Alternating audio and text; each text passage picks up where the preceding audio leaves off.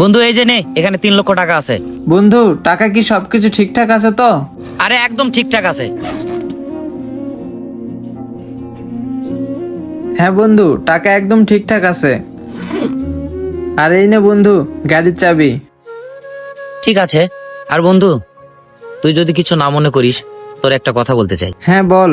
তোর গাড়ি তো সবকিছু ঠিকঠাক আছে, আর কিছুদিন আগে তুই বাইকটা কিনলি। এটা একটা তোর শখের বাইক, কিন্তু হঠাৎ করে তোর এমন কি প্রয়োজন পড়লো তুই এত কম দামে বাইকটা বিক্রি করলি? আরে বন্ধু, তেমন কিছু না।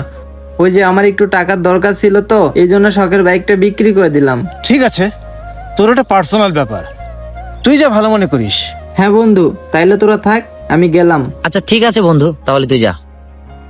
ইমরান, ও তো কিছুদিন আগে গাড়িটা কিনলো, এত কম দামে বিক্রি করার ছেলেও নয়। তুই গাড়িটা দেখ তো, কোনো সমস্যা আছে কিনা দেখ তো।